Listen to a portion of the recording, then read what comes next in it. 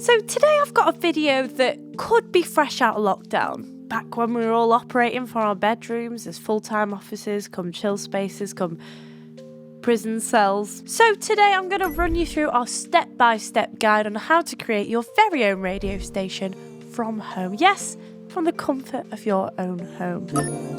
This video is made by Radio.co. To start your free Radio.co trial in seconds, head to Radio.co and click on the pricing page. So it's worth bearing in mind that this guide applies to anyone with any budget. And no matter what the intention of your station is, it should apply. Indeed, most of us radio heads don't have the luxury of having fancy studios to operate from, nor thousands of pounds to drop on said fancy radio studios, unfortunately. So getting started at home is the first step to radio success. And again, just a prior notice, do not be disheartened if you haven't got access to the resources you'd quite like yet. Many successful community radio stations run from humble bedroom setups. Even big mainstream radio stations have presenters broadcast from home when they're sick. So having an amazing functioning internet radio station at home is absolutely possible, and it's achievable with the bare bones of equipment.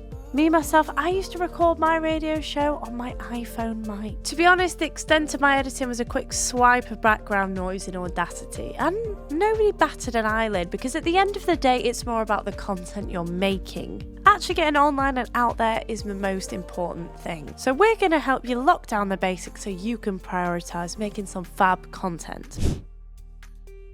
Frequently here at Radio.co, we often get questions about how to set up internet radio stations. Like, hello, that's kind of a whole thing. So if you're after some quick fire solutions early on in the video, well, we'll just quickly answer some of these for you. I'm new to online radio broadcasting and not very technical. Can you help me? You do not need a technical background to create your own internet radio station. There is no code or complicated steps. Radio.co has streamlined the process of getting up and running in minutes that we'll link in our bio. You can start broadcasting without knowing what every single thing does, so don't worry, just click a few buttons to get on the air. Can I set up and broadcast my radio station from home? Unlike traditional radio, there's no complex setup fees or licenses required to broadcast online. As long as you have access to the internet, you can manage your station anywhere, broadcast live from home, doing live DJ sets to the club, or even have friends or guest DJs to do takeover shows. Do I need expensive equipment to broadcast?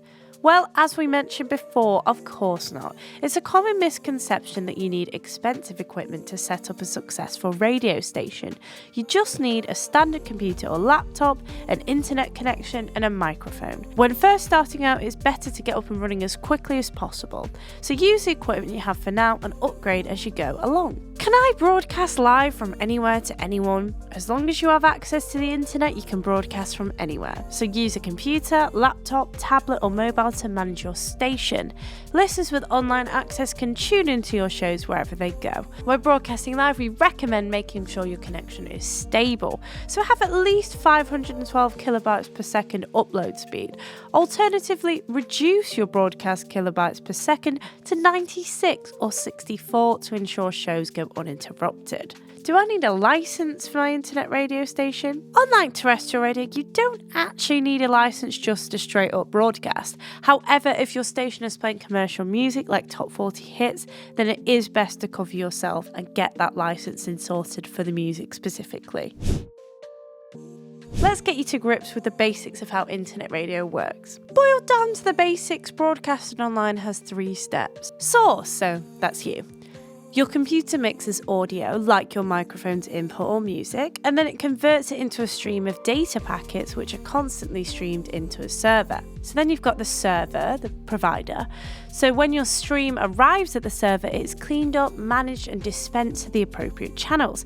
For example, a mobile app or a website player. The listener, so that's everyone. Wherever your broadcast is online, if that's a direct streaming link to a server or via a player, anyone can connect and tune into your shows. Makes sense, right? Your shows are broadcast online, managed in the cloud by Radio.co, and distributed to millions. The thing is though, when it comes to radio lingo, there's a lot more going on under the hood. Shows you broadcast online use bandwidth. It's a unit of measurement used for data sent across the internet. Using it does cost money, it does admittedly, but how much it costs depends on all sorts of factors. Your audio quality, how frequently you broadcast, the size of your audience, there's all sorts of factors at play. For example, let's say you broadcast at 128 kilobytes per second, and let's say you're doing it to 100 listeners for an hour. Well, then your estimated user bandwidth should be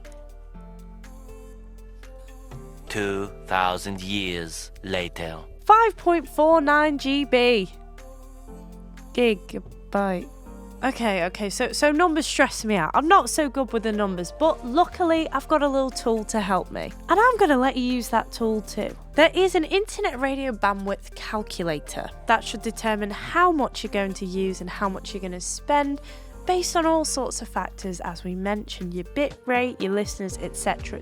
It's super helpful. Servers, like human beings, have limits. They get tired, they get overwhelmed, sometimes they need a break. So, limits are their boundaries, essentially. Without limits, they fall down when pushed too hard. So it's important that the numbers of listeners at any one time is capped. That way it prevents servers from becoming unmanageable, and it means you're getting no deterioration in the quality of your streams. Providers set a number of listeners you can broadcast to concurrently. That's done as a precautional measure. But at Radio.co, we do things differently. Streams are delivered to listeners based on their locations. For example, a listener in the West Coast streams from Los Angeles, whereas a listener from the East Coast streams from New York. Stations are sent for the closest service, so they don't get too encumbered with listeners, so that way everything runs smoothly. Storage space refers to the number of files you can upload to any station, so jingles, mixes, audio files, anything like that. 10 GB is roughly 2,500 tracks, and 50 GB is roughly 12,500 tracks. This is based on 4-minute MP3 or M4A files encoded at 128 kilobits per second. The more space you have, the more tracks you can offload onto your station into playlists. And if you don't feel you have enough space, then hey, Radio.co can add you a little extra bit at any time. You can check out storage space options and more on our site.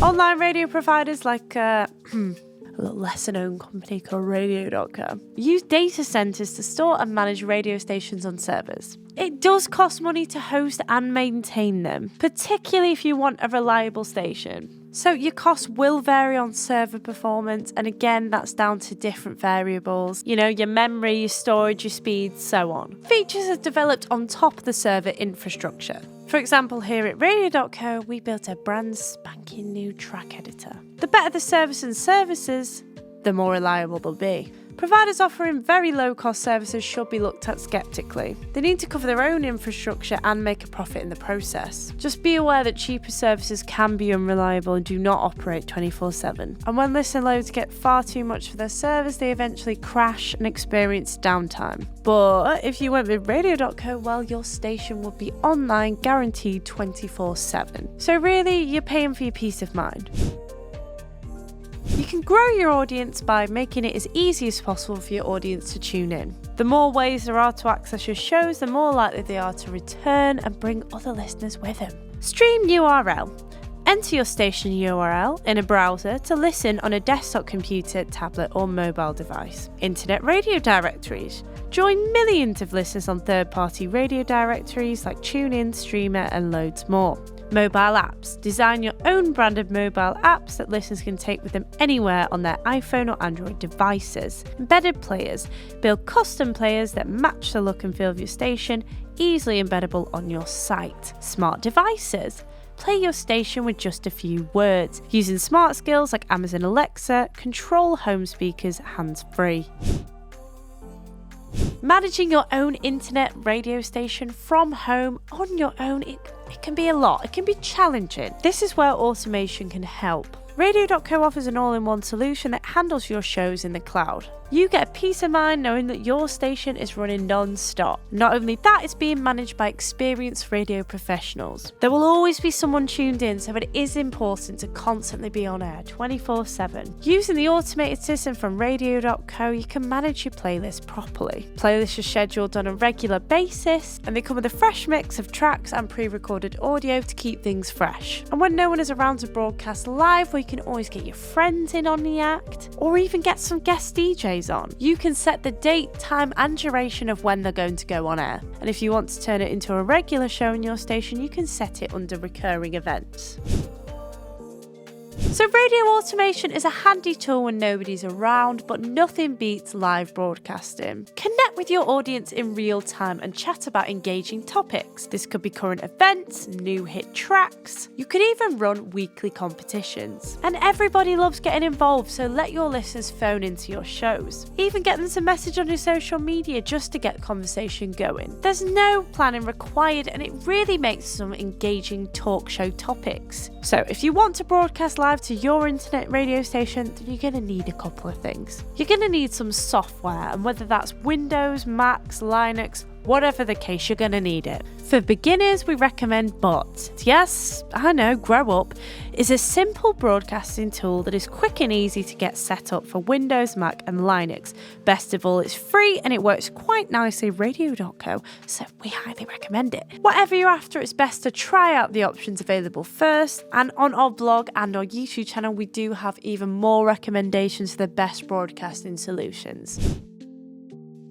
The type of equipment you need depends on what you want to do. For example, will you have live callers on your show? Will you have guests in your studio? Well, we have a couple of recommendations for basic, advanced and professional setups. So starting off, here's the sort of starter kit for equipment, so things you'll definitely need to pick up. Basic equipment you need. For microphone, extremely popular among radio broadcasters, podcasters and voiceover artists, the Rode NT-USB Mini is the ideal microphone as it is great at cancelling out background noises. You can plug it directly into your computer via USB and start using it out of the box. For headphones, we'd probably recommend the Sony MDR-ZX310.